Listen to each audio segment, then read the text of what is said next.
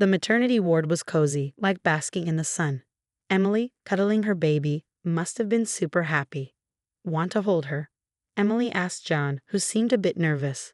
John scratched his head, feeling awkward. I might drop her. Maybe later. Emily glanced at me, seeming proud as she focused on her baby. It was like she was trying to show off compared to me, someone without kids. I wish I had a kid, John muttered cheerfully, looking at Emily. Trying not to laugh, I replied seriously, "Well, isn't there one right in front of you?" John and Emily looked confused until someone walked in and handed them something that made their faces go pale. I'm Sarah, 29 years old. My husband John is turning 32, and we're celebrating our 5th year of marriage. We both work at the same company, but in different departments. We met at work and fell in love. John, a successful salesperson, was quite popular among the female employees for his charm and sales skills. Before we got to know each other, I used to admire him from afar whenever we crossed paths in the hallway. Our first real interaction happened by chance when he helped me pick up some documents I dropped. Sorry, thank you so much. No, it was my fault for bumping into you. No, not at all. I was just spacing out. No, it was me. We couldn't help but find the situation amusing as we exchanged nods back and forth. As we picked up the documents, we shared a laugh and locked eyes. After that, we started chatting whenever we met in the hallway and occasionally went out for drinks or dinner. John's stories about his sales experiences were fascinating, and I understood why he excelled in his job. When we decided to tie the knot, some of my female colleagues were surprised. I left my job when we got married and became a homemaker. But circumstances led me back to work 2 years ago, though at a different company from John's. Since then, we've been working hard together. Although we still have a mortgage, we've managed to buy our own condo and save a bit. Our relationship may not be as romantic as when we first got married, but I believe we're doing well. Sometimes John comes home late, but when he's early, he pitches in with household chores, saying, "You're working too, Sarah. It's only fair." My friends envy me, saying, "You've got yourself a great husband." But we do have our share of problems, the biggest being our struggle to have children. We both adore kids and have dreamed of starting a family since we got married. Yet after 5 years, we're still childless. With my age creeping up, I'm starting to consider fertility treatment seriously. Surprisingly, John seems more relaxed about it lately. A few months ago, he was enthusiastic about starting a family together, but lately he seems less interested. He stopped bringing up the topic of children altogether. "Don't you want kids anymore?" I asked him one day. John looked surprised. "Why would you think that?" he replied. Feeling a bit frustrated, I said, "Because you haven't mentioned it lately." John gave me a gentle smile. "That's not true, Sarah. I do want to have children with you, but I don't want to pressure you," he explained, hugging me comfortingly. Another concern is the strained relationship between John and my dad. My mom assures me they'll warm up to each other eventually. But whenever John is around my dad, he seems tense. It makes me wonder if they'll ever really get along. It's understandable though, considering my dad is the executive vice president of John's company. When John first came to my house to meet my parents, he was so nervous he could hardly speak. My dad even teased him, "You're one of my salesmen, right?" I got defensive, saying, "John is the best salesman." My dad laughed it off, assuring John it was just a joke, which finally made John smile. Sometimes I worry that John faces challenges at work because his father-in-law knows everything he does. When I bring up my concerns, John brushes them off. "It's not so bad when you're the son-in-law of the executive VP. Even the bosses treat you differently," he says. "I'm not taking advantage of it, but they're just more understanding," he adds. "But doesn't that make work tougher for you?" I ask. "Nope," he replies, laughing, seemingly unfazed by the situation. The truth is, there's another reason for the tension between John and my dad. 2 years ago, John had a financial mishap unrelated to work, and my dad helped him out. It was a big deal, and it's why I went back to work. I think John feels guilty about it, even though my dad never brings it up. I can see John wants to make my dad proud, not just as a salesman, but as his son-in-law too. Since we don't have kids, we often go on dates on our days off. One day, after watching a movie, we ran into one of John's coworkers while strolling around town looking for a place to eat. "Was surprised to see you here," Emily exclaimed, spotting us first. This is one of my coworkers. They also got married after we did. From an office romance, John explained. Emily, who was noticeably pregnant, mentioned she was about to start maternity leave. Thanks for always looking out for my husband, Emily said, her expression twitching slightly. Oh, it's nothing really, I replied, trying to keep it light, but I sensed some tension. It felt like she wasn't entirely friendly towards me.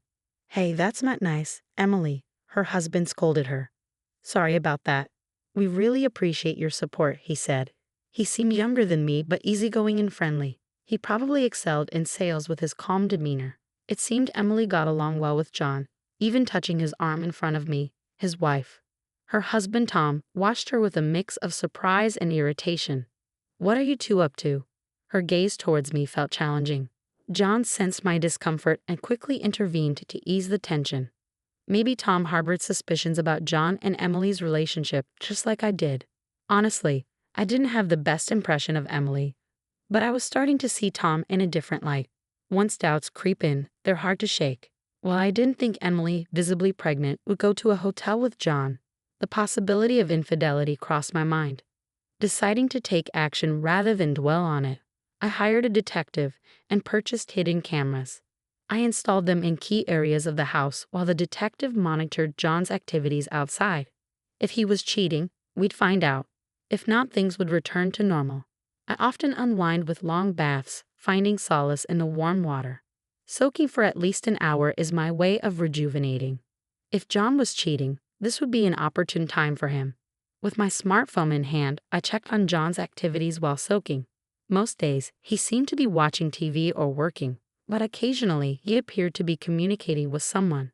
The motion detecting cameras ensured I wouldn't miss anything, even when I wasn't actively watching.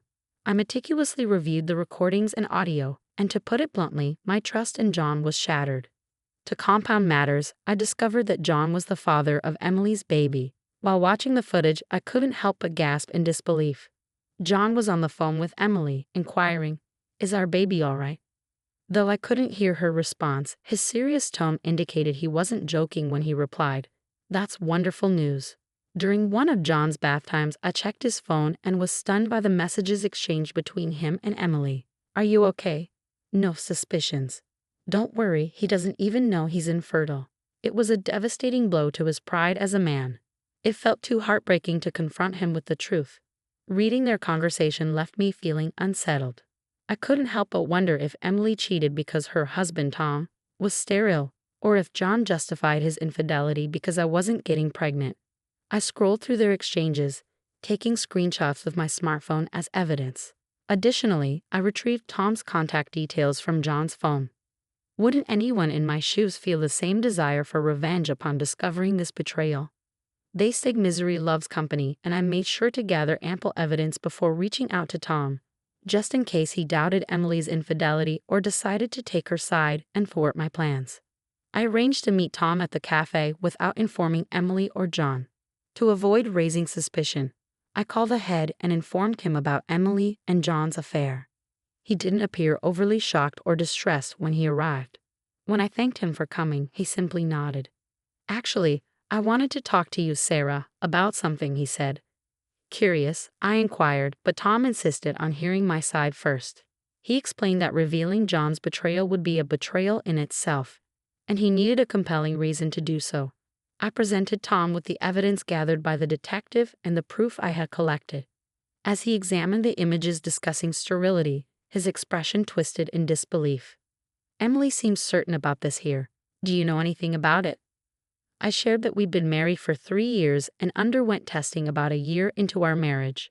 Tom and Emily had been eager to start a family early on, so he found it strange that they hadn't succeeded after a year. After the testing, I never actually saw the results myself. Emily assured me everything was fine on her end, he explained. Listening to his side, I realized the depth of the deception. I pondered why Emily didn't divorce Tom, knowing he couldn't have children. "Oh, that's because Emily is in debt," Tom explained. Apparently, Emily's desire to flaunt her lifestyle led her to rack up debts buying designer bags and clothes she couldn't afford on her salary.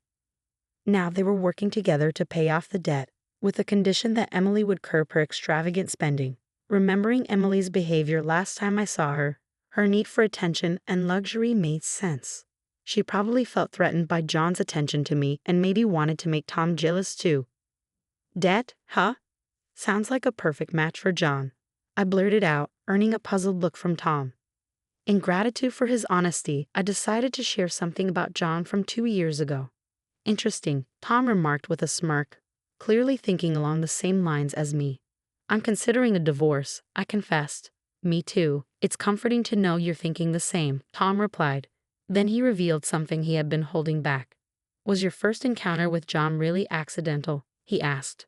I nodded. Yes, I dropped my documents and John helped me pick them up. It wasn't an accident, Tom interjected. What? He did it on purpose to create an opportunity? According to Tom, John had noticed my interest in him for a while. Tom was convinced that given the opportunity, John could get close to me. As I felt my cheeks flush with embarrassment at my own obviousness, Tom continued. If his interest had solely been in you, Sarah, it would have been one thing. But that wasn't the case. How so? I inquired. Because of who you are, the executive's daughter. John seemed quite pleased when he boasted to Tom about getting close to the executive director's daughter, meaning me. He seemed to view marrying me as a shortcut to advancing his career. It all makes sense now. That's why he was so mindful of my father and got so jittery when he met us, I realized. He even went around at work telling people he could easily talk to my father-in-law, the executive director, John bragged. I hadn't known about this since I'd left the company. John had brushed it off, claiming people were just being considerate on their own. But that's not the case. He married me to exploit me, to use my father's position as a threat. Yet he turns into a nervous wreck in front of my dad. It's pathetic, I confided in Tom. Can you get tested again? I'll do the same, I suggested. As for John and Emily, I had no intention of forgiving either of them. John had been antsy and excited for days leading up to the celebration of the birth. What should we get for the celebration? It's a boy. He'd exclaim happily, selecting gifts. The maternity ward greeted us with warmth and sunlight upon our arrival. Emily and Tom warmly welcomed us, and when John presented the clothes he had chosen, Emily's face lit up with joy. Tom excused himself to fetch drinks. With John attentively watching, Emily held the baby, radiating happiness. Would you like to hold him? John asked me with a smile, surrounded by our colleagues. John hesitated, scratching his head. Nah, he mumbled, glancing at me. Sensing my lack of enthusiasm, he quickly composed himself. I'm afraid I might drop him. Maybe later, he added sheepishly. Emily glanced at me, then chuckled, focusing back on the baby. It was evident she was subtly competing with me, knowing I didn't have children. I'd love to have a kid of my own, John remarked cheerfully, his gaze fixed on Emily. I almost laughed out loud at his comment but managed to maintain a serious expression. Well, isn't there one right in front of you? I quipped, trying to sound casual. Both John and Emily looked at me with confusion just as the door to the ward swung open abruptly. Tom entered with a couple of bottles of water, apologizing for the delay as he handed them out, slipping a folded piece of paper to Emily. Emily's expression shifted from confusion to shock as she unfolded the paper, revealing a divorce notice. What is this, some kind of joke? She exclaimed in disbelief. John, equally stunned, glanced at the document in her hand. Come on, Tom, this isn't the time for jokes. It's in poor taste, John remarked, his tone flat. It's no joke, Tom replied firmly. Emily's confusion turned to pale confusion, while John moved to confront Tom. I stepped in front of John and handed him my own set of divorce papers already unfolded. I'm not joking either, I declared. Moving to Emily's bedside, I laid out photos showing John visiting her house frequently during her maternity leave. What were you doing at my house when my husband wasn't home? I demanded. John, attempting to explain, claimed he was merely being considerate, checking in on Emily since they started at the company together. Yeah, John was just being thoughtful, Emily chimed in defensively. Their attempts to justify themselves seemed almost comical, as if they could talk their way out of the situation. It was absurd, especially considering their late-night communications. Was that concern for Emily or for the child in her belly, perhaps your own? I challenged John, sensing his anger rising. Stop it, Sarah. Emily is my colleague, and it's natural for her to be anxious about her first child. John retorted, his tone sharp. You're just jealous of me, aren't you? Just because you can't have kids, Emily interjected defensively, her words dripping with venom. I couldn't help but snort at her accusation, which only seemed to fuel her anger as she glared at me, her face flushed with frustration. Don't listen to her, Tom. This child is truly yours, Emily insisted, attempting to divert attention from the conversation. But Tom's mocking laugh coincided with me showing Emily the incriminating evidence on my smartphone. A recording of John joking about his own infertility, followed by a video of him inquiring about the well-being of our child. See, should we check who you were really talking to? I challenged as Emily's bravado faltered in the face of undeniable proof. We're just coworkers, joking around, Emily stammered, trying to regain her composure. I glanced down at her with pity as she met my gaze defiantly. Hold on to him properly, Emily. He's a precious life, I advised gently as the baby stirred in her arms, almost falling. The sudden cry of the baby pierced the tense atmosphere. Shut up, Emily snapped, just as Tom unfolded a piece of paper. I can't have kids, Emily. You know that. Tom's voice was calm but laced with bitterness as he addressed his wife, who froze under his gaze. Let's get a divorce, we both declared to our partners, the finality of the decision hanging heavily in the air. John, still attempting to salvage the situation, pointed a finger at me. This is all because of your infertility, Sarah. There must be something wrong with you, just like with Tom, he accused. I felt a surge of anger rise within me. It's not me, it's you, John. And don't you dare speak to me with such arrogance, especially when we're on the brink of divorce, I retorted, tossing the test results in his direction. The paper briefly stuck to his face before fluttering to the ground. Who do you think you are, speaking to me like that? Did you believe blaming me would absolve you of your actions? I demanded, spelling it out for him once more. Divorce. Do you even comprehend the gravity of that word? John's face drained of color as he stammered an apology, begging for forgiveness. Huh. Emily's astonished voice interjected as John pleaded. Tom and I exchanged a knowing glance and chuckled softly, reflecting on John's past mistake of accumulating a hefty debt through stock trading, which my father had covered. I had started working to repay it. My father's assistance came with a condition. John signed a promissory note. In addition to alimony, John would now face relentless pursuit for repayment from my father. With Emily's debt added to the mix, their future looked bleak. Well, best of luck to you both. You'll need it. We'll settle the rest through our lawyers, I declared, leaving John on the floor in tears as Tom and I exited the hospital room. My father, even angrier than me, enlisted the help of a lawyer he trusted to extract every cent from John, even tapping into John's share of our joint assets. But it still wasn't enough. John, now remarried to Emily but unaware of each other's financial burdens, faced criticism from Emily's parents upon discovering the truth, leading to yet another divorce. Emily's parents, while temporarily covering her debts, eventually had to send her back home, where she endured daily reproach. Despite the hardships, their grandchild, the innocent babe, was showered with love and lacked for nothing, which eased my concerns. John, unable to remain at the company, resigned and now resides in a modest apartment, toiling from dawn till dusk to meet his obligations of debt, alimony, and child support. Meanwhile, I've settled into a rented apartment, embracing solitary living. Tom and I have become drinking buddies, meeting up on weekends for quiet moments of camaraderie. He may not be as chatty as John, but I appreciate the peaceful companionship he offers.